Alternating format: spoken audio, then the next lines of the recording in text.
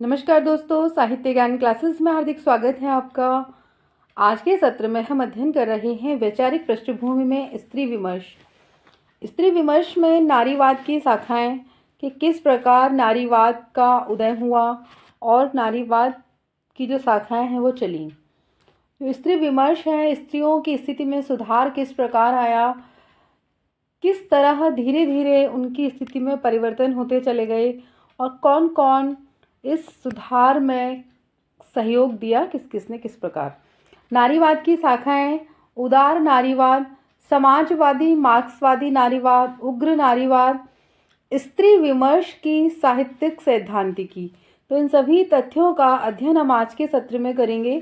तो चलिए शुरू करते हैं। नारीवाद की शाखाएं कि किस प्रकार नारीवाद की जो शाखाएं हैं वो चली। यदि नारीवाद कल के सत्र में हमने अध्ययन किया था कि स्त्री विमर्श स्त्रियों की किस प्रकार दयनीय स्थिति थी, उन सभी स्थितियों का हमने अध्ययन किया। यदि नारीवाद की विभिन्न धाराओं पर दृष्टिपात करें तो तीन प्रमुख व कुछ गौण धाराएं देखी जा सकती हैं। वो तीन प्रमुख धाराएं हैं उदार नारीवाद, समाजवादी नारीवाद तथा उग्र नारीवाद। उदार नारीवाद में क्या है? उदार नारीवाद का संबंध उदारवाद की विचारधारा से है जो व्यक्तिवाद में विश्वास रखती है। इस विचारधारा के अनुसार प्रत्येक व्यक्ति को स्वतंत्रता मिलनी चाहिए ताकि वह अपनी इच्छा के अनुसार अपनी क्षमताओं का प्रयोग कर सके तथा अपने जीवन से संबंधित निर्णय स्वयं ले सके।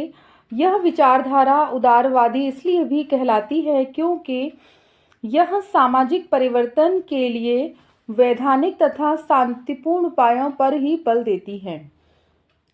किसी हिंसक क्रांति या सामाजिक व्यवस्था में आमूल-चूल परिवर्तन को स्वीकार नहीं करती। विश्व के लगभग सभी देशों में उदार नारीवाद अपने अपने तरीके से विद्यमान है। साधारण शब्दों में कहने का तात्पर्य है, यानी व्यक्ति की बात की जा रही है तो वो व्यक्ति क्या है? एक स्त्री है, महिला है, नारी है। तो बात हो रही है कि नारियों को, महिलाओं को अपने जीवन में इतनी स्वतंत्रता हो कि अपने जीवन के अच्छे बुरे निर्णय स्वयं ले सकें और अपनी प्रगति कर सकें। उदार नारीवाद के पहले व दूसरे दोनों चरणों में दिखता है। पहले चरण में इसे मेरी वॉल्स्टनक्राफ्ट की प्रसिद्ध पुस्तक vindication of the rights of women से वैचारिक आधार मिला। इसमें उन्होंने मांग की थी कि स्त्रियों को मानव होने के नाते वे सभी अधिकार मिलने चाहिए जो पुरुषों को मिलते हैं। कहने का तात्पर्य है कि उन्होंने मांग की थी, अपनी एक पुस्तक है, उस पुस्तक के माध्यम से वो लिखा है कि महिलाओं को वो सभी अधिकार प्राप्त हों जो हमारे समाज में पुरुष वर्ग को प्राप्त हैं। उनका दावा था कि यदि महिलाओं को उचित शिक्षा मिल जाए व उसे भी तार्किक प्राणी मान लिया जाए तो लैंगिक अंतर स्वतः समाप्त हो जाएगा। महिलाओं को भी पुरुषों के समान शिक्षा प्राप्त करने का अधिकार हो और उन्हें भी अपने जीवन में जिस प्रकार पुरुष को एक प्राणी तार्किक माना गया है, महिलाओं को भी माना हो। लैंगिक अंतर यानी जो लिंग की असमानता है वह स्वतः ही यानी अपने आप ही समाप्त हो जाएगी। प्रसिद्ध उदारवादी चिंतक जे.एस. मिल ने 1868 ईस्वी में अपनी प्रसिद्ध पुस्तक सब्जेक्शन ऑफ वुमेन लिखी, जो कि किसी पुरुष विचारक द्वारा महिलाओं के पक्ष में लिखी गई पहली महत्वपूर्ण पुस्तक है। मिल ने कहा कि समाज में किसी भी वर्ग की उपलब्धियां जन्म के संयोग से नहीं बल्कि व्यक्तिगत क्षमताओं व गुणों से तय होनी चाहिए। उसने स्त्रियों के लिए शिक्षा, रोजगार व मतदान जैसे अधिकारों की वकालत की है। यानी स्त्रियों को क्या हो? पुरुषों के समान शिक्षा प्राप्त हो, उनको भी अपने जीवन में रोजगार करने का अवसर हो, यानी उनको भी अपने हाथ से कार्य करें, अपने जीवन में किसी पर वो डिपेंड नहीं रहे, इंडिपेंडेंट बने आर्थिक क्षेत्र में, और मतदान जैसे अधिकार उन्हें प्राप्त हों। दूसरे चरण के नारीवाद में भी कुछ उदारवादी चिंतक प्रमुख तौर पर दिखाई पड़ते हैं, जिनमें सबसे महत्वपूर्ण बेटी फ्रीडन हैं, जिन्होंने 2 पुस्तकें लिखी हैं, the feminine and masculine and the second stage. Friedan के अनुसार महिलाओं की मूल समस्या स्त्रीत्व की वह धारणा है जिसके कारण यह माना जाता है कि महिला को सुरक्षा व आनंद घर के भीतर ही मिलता है। जबकि सच यह है कि कोई भी स्त्री लगातार घर में बंद रहकर निराशा व कुंठा ही महसूस करती है। जिस तरह पुरुषों को व्यक्तिगत जीवन में अधिकार मिलते हैं, वैसे ही उन्हें भी मिलने चाहिए। कहने का तात्पर्य है कि महिलाओं के लिए, इन्होंने कहा कि महिलाओं के लिए घर में रहना, उन्हें बच्चों का पालन पोषण करना, अन्य घर के कार्यों में ही रहना चाहिए, उन्हें बाहर की दुनिया से मतलब नहीं हो। तो कहने का तात्पर्य है कि कोई भी महिला एक सा कार्य कैसे कर सकती है, उसे भी अपने जीवन में अपने लिए कुछ अच्छा चाहिए। अगला है समाजवादी और मार्क्सवादी नारीवाद। यूं तो समाजवाद के विभिन्न प्रकार हैं, किंतु लिंग भेद की समस्या पर व्यवस्थित चिंतन मार्क्सवाद के अंतर्गत किया गया है। मार्क्स के सहयोगी फ्रेडरिक एंजल्स ने लिंग विषमता की समस्या पर अपनी पुस्तक the organ of the family, private property and the state पर विचार किया है। इसमें की गई व्याख्या को नारीवाद की आरंभिक मार्क्सवादी व्याख्या माना जाता है। एंजल्स के अनुसार लिंग विषमता की समस्या मुख्यतः पूंजीवाद के जन्म के बाद की है। पूंजीवाद से पहले ग्रामीण अर्थव्यवस्था में संपत्ति का स्थानांतरण परिवार के स्तर पर होता था, जिसमें स्त्रियों को भी पर्याप्त महत्व मिल जाता था। पूंजीवाद ने पुरुषों द्वारा निजी संपत्ति पर अधिकार करने की स्थिति पैदा की, जो उसके शब्दों में दुनिया भर की महिलाओं की ऐतिहासिक पराजय है। एंजल्स ने लिंग विषमता की समस्या का समाधान साम्यवाद में खोजा। सर्वहारा की तानाशाही के संक्रमण काल के बाद मानवीय इतिहास की सर्वोच्च अवस्था आएगी, जिसे साम्यवाद कहते हैं। साम्यवाद में निजी संपत्ति की धारणा नहीं रहेगी, इसीलिए विवाह व परिवार जैसे उपोत्पाद भी नहीं रहेंगे।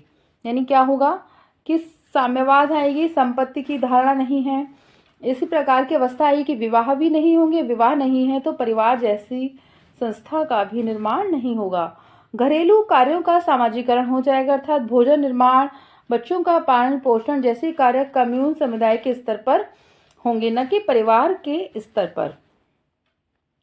इसमें महिलाओं की श्रम शक्ति समाज के लिए उपयोगी हो सकेगी, वे भी अपनी सृजनात्मक क्षमताओं के अनुसार अपना विकास कर सकेंगी। नव मार्क्सवादियों ने लिंग भेद की समस्या पर अपने तरीके से विचार करते हुए इस बात पर बल दिया है कि वर्तमान पूंजीवाद नारियों की स्वतंत्रता के नाम पर किस प्रकार उनका वस्तुकरण कर रहा है। उपभोक्तावाद की व्याख्याओं में नारी के वस्तु बन जाने का तथ्य विस्तार से उठाया गया है। यानी नारी को क्या है, एक उपभोग की वस्तु या एक वस्तु के रूप में पाया है कि घर में रहेगी नारी तो काम करेगी और उसको एक वस्तु के रूप में उसे प्रयोग किया जाता है। उग्र नारीवाद 1960 से 1970 के बीच शुरू हुई विचारधारा है, जिसमें नारियों के शोषण के विरुद्ध अत्यंत आक्रामक शैली में अपनी प्रतिक्रिया दर्ज कराई।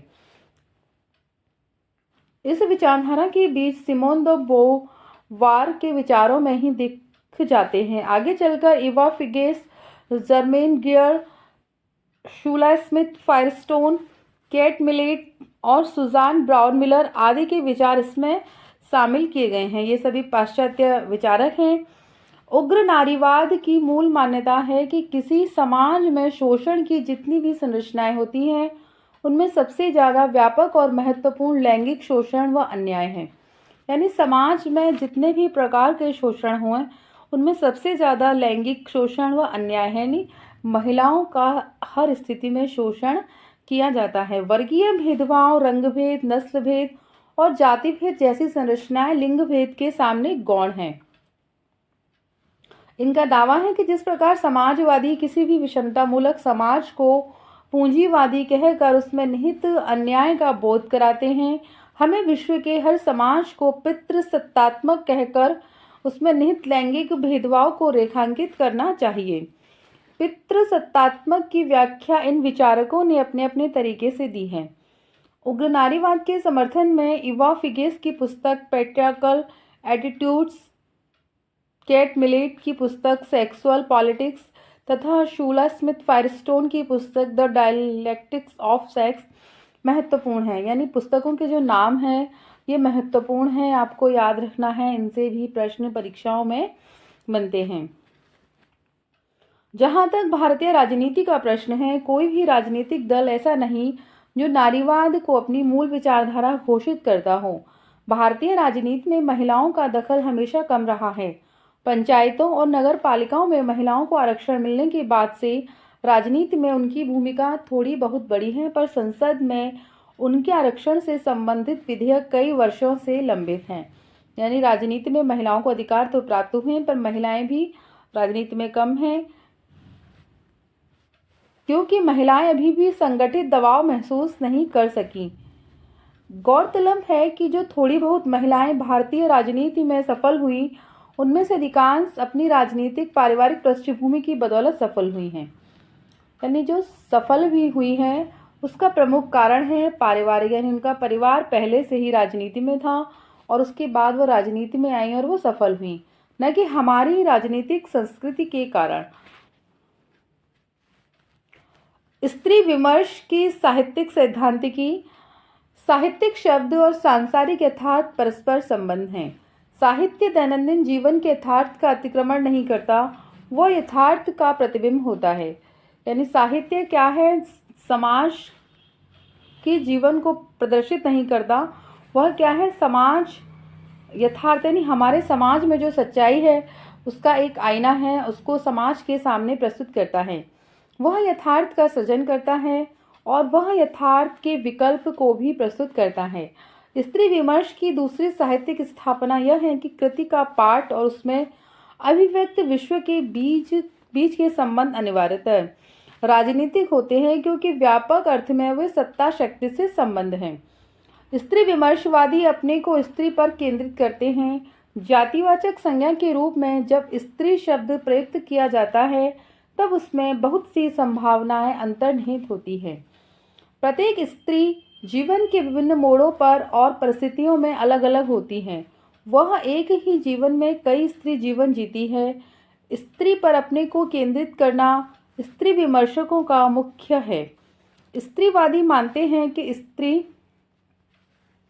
आर्थिक दमन शोषण के साथ ही अन्य कई प्रकार के दमन शोषण का भी शिकार होती है। यानी आर्थिक अर्थ को लेकर होती है, शारीरिक और मानसिक तौर पर भी स्त्रियों का बहुत बार शोषण होता है।